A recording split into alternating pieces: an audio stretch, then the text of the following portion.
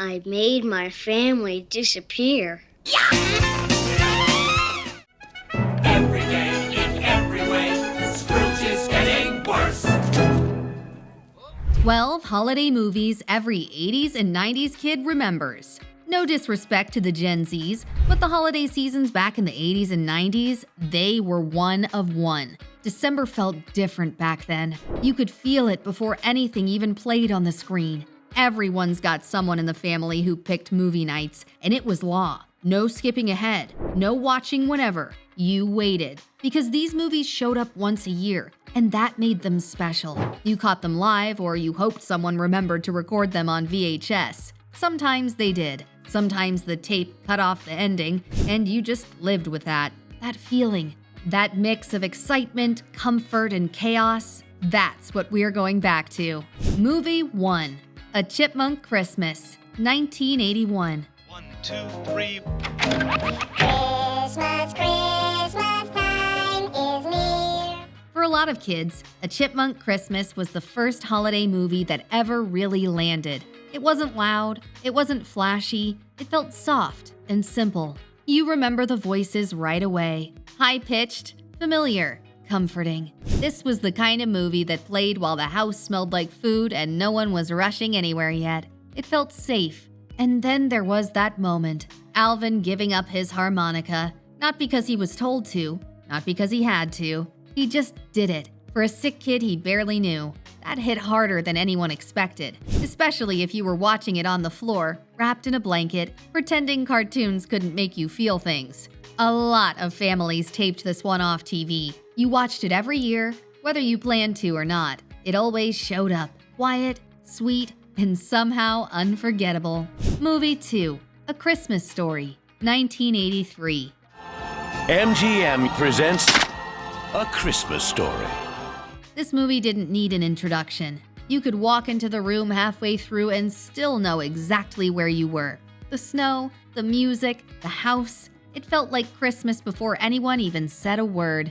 Ralphie wanting that Red Ryder BB gun made total sense to kids. It wasn't just a toy. It was the one thing that took over your brain for weeks. You planned speeches about it. You dropped hints. You believed hard enough it might actually work. And then there were the moments you never forgot. The pink bunny suit, the glowing leg lamp, and the frozen flagpole incident that made every kid swear they'd never try it. We all thought about it anyway. This movie lived on TV. Every year, all day. It became background noise in the best way. You didn't just watch it, you grew up with it. Movie 3, Ernest Saves Christmas, 1988. This is a surprise inspection, Chief. Now, wait just a minute. Ernest didn't feel like a movie character. He felt like someone who accidentally wandered into your living room and never left. The voice, the faces, the way he talked straight to the camera like you were in on the joke. As a kid, this one hit different. It was loud and goofy on the surface, but it also felt weirdly comforting. Ernest wasn't cool. He wasn't smooth. He tried hard. He messed up. He still cared a lot. That mattered more than we realized back then. This was the kind of movie you caught flipping channels and stayed for without thinking. Parents tolerated it, kids locked in, and somehow, in between all the silliness, it still felt like a Christmas story with an actual heart. You laughed at Ernest, and you rooted for him, every single time. Movie 4, Scrooged, 1988. You can't show that commercial. That thing looked like the Manson family Christmas special. If you've binge-watched Scrooged at least once, you'll agree it felt like a movie for grown-ups back in the day. The darker lighting, the sharper jokes. But even at that, it was a Christmas movie that trusted you to keep up. As a kid, it was funny in a slightly confusing way. Bill Murray talked fast. The jokes flew by. Some landed, some didn't. You laughed anyway. And then there were the parts that stuck with you for reasons you couldn't explain yet. The ghosts were creepy. Not cartoon creepy, real creepy. The kind that made you pull the blanket up a little higher. It usually played later at night. Parents liked it. Kids hovered nearby, pretending they weren't paying attention. Over time, it became one of those movies you grew into. What felt strange at first started to make sense. Scrooged wasn't cozy. It was edgy, messy, a little unsettling, and that made it unforgettable. Movie 5, National Lampoon's Christmas Vacation. That's a honey of a tree, Clark. Real? Yeah. 1989. This movie felt loud the second it started. Not in a bad way, in that familiar, family-packed, everyone talking at once way. You didn't need context. You just jumped in and held on.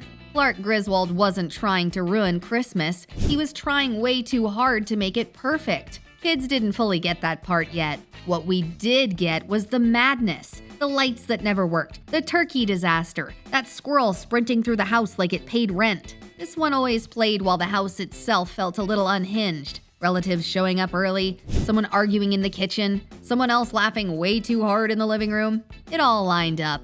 As a kid, it was pure comedy. As you got older, it started to feel uncomfortably accurate. Still funny, still quotable, just closer to home than anyone expected. Movie 6, Home Alone 1 and 2, 1990-1992. I made my family disappear. Home Alone was a massive hit, like really massive. And I know you know that already because you've probably watched it a billion times. This franchise was bigger than everything else on TV. When Home Alone came on, the room changed. Kids stopped moving. Parents stayed put. This was appointment viewing. Kevin wasn't just funny. He was powerful. He ate junk food, he talked back, he survived on his own using paint cans and toy cars and confidence that made total sense to a kid. Every trap felt earned. Every scream from the wet bandits felt deserved. You laughed hard and believed all of it. Then Home Alone 2 took that feeling and dropped it in New York. Lights everywhere. The Plaza Hotel. That fantasy version of the city that felt safe and magical and endless. It made December feel bigger than your own house. These movies replayed nonstop. On cable, on VHS, at friends' houses. You didn't get tired of them. You memorized them. And every year, they still felt like coming home. Movie 7, To Grandmother's House We Go, 1992. Grandmother's House We Go. Merry Christmas. Happy holiday. This one felt like a warm blanket movie, the kind you watched on the floor while adults talked over it and you didn't even mind. Mary-Kate and Ashley were everywhere by this point, and this was peak cozy energy. Two kids on a holiday adventure, snowy streets, a little mischief, a little danger that never felt scary. It played like a Christmas sleepover fantasy where everything worked out just in time. You trusted it completely. This movie lived on VHS. It mostly came on during December afternoons when nothing else was happening, and that was the whole point. No stress, no big stakes, just comfort. It wasn't loud or flashy. It didn't need to be. It felt gentle, familiar. The kind of movie you put on and instantly felt okay again. Movie 8, The Muppet Christmas Carol, 1992. Every day, in every way, Scrooge is getting worse. This wasn't just a Muppet movie. It was the Muppet movie that made you rethink how deep Christmas movies could actually go. Sure, there were jokes. Gonzo narrating with Fozzie, classic. But then there was Michael Caine.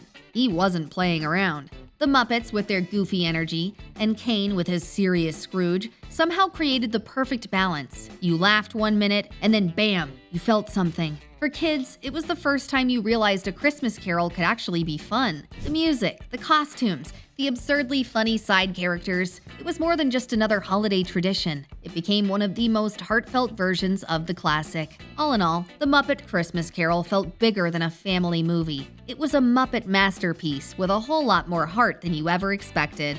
Movie 9, The Nightmare Before Christmas, 1993.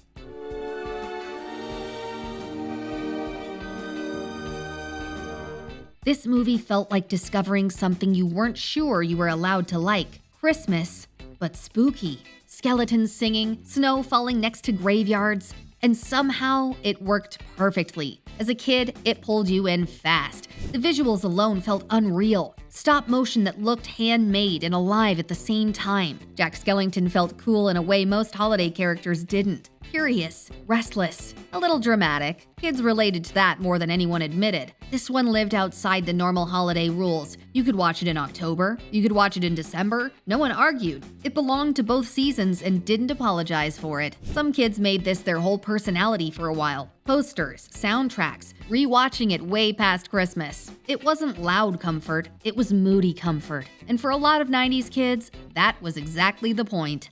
Movie 10, The Santa Claus, 1994. It was the night before Christmas, and children were dreaming of the presents Santa would bring. This one hit right in the middle of believing and pretending not to. The second Tim Allen put on that suit, something clicked. Santa felt real again. Not magical in a storybook way, but more practical, messy, slightly awkward, like an adult figuring it out as he went. Kids really loved the transformation, the weight gain, the beard. It made the whole idea of Santa feel official, like there were rules, paperwork, and a system to abide by. The Santa Claus was one of the movies that played non-stop during December, especially on VHS, usually after dinner when the house finally slowed down. It carried that quiet hope that maybe magic didn't disappear, maybe it just changed form. And for a lot of 90s kids, that belief stuck around longer than expected. Movie 11, Jingle All the Way, 1996. Oh, excuse me. Yes? I'm trying to find the Troubleman doll. Me too. Do you have any more in the back? This movie felt loud in the best way. The opening alone told you everything. Crowded stores, grown adults sprinting through aisles, one toy running everyone's life. Every kid watching knew exactly what that felt like. Turbo Man wasn't just a toy. He was the toy. The kind you circled in catalogs and talked about like it was a real person. Watching parents in this movie panic over it felt hilarious as a kid. Watching it now feels a little too accurate. Arnold running through malls, fist-fighting other dads, yelling at strangers. It played like a cartoon version of real holiday stress. Kids laughed at the madness. Parents laughed at themselves. This movie captured that mid-90s Christmas energy perfectly. Toys mattered. Time was running out. Everyone was losing their minds. And somehow it still felt fun. Over the top. Ridiculous. Comforting in a very specific, very 90s way. Movie 12. Richie Rich's Christmas Wish, 1998. This movie made a lot of people feel like they were daydreaming about their perfect holiday. Snow everywhere, giant houses, gadgets that did way too much. Richie Rich basically lived in a version of Christmas that felt unreal and kind of perfect. As a kid, this movie gave us that wish fulfillment vibe instantly. What if money wasn't the problem? What if Christmas lasted longer? What if you could fix everything with one good choice and a lot of imagination? That was the exact energy they leaned into, and kids went right along with it. It showed up late in the 90s, right in that VHS era sweet spot. You'd catch it on a quiet afternoon when school was out and the day felt wide open. No rush, no pressure, just watching something cozy and glossy and easy. It wasn't subtle. It didn't need to be. It felt like a snow globe version of the holidays. Shake it, sit back, and enjoy the view. And that's the thing about these movies. You don't just remember watching them. You remember who you were when they played, where you were sitting, who was in the room, how the night felt. If one of these movies brought back something for you, you're in the right place. That's what the Cozy Rewind is all about. Holding on to those feelings and letting them breathe for a minute. If this rewind felt good, stick around. Subscribe and check out the other videos on the channel. And tell us which holiday movie still feels like home to you.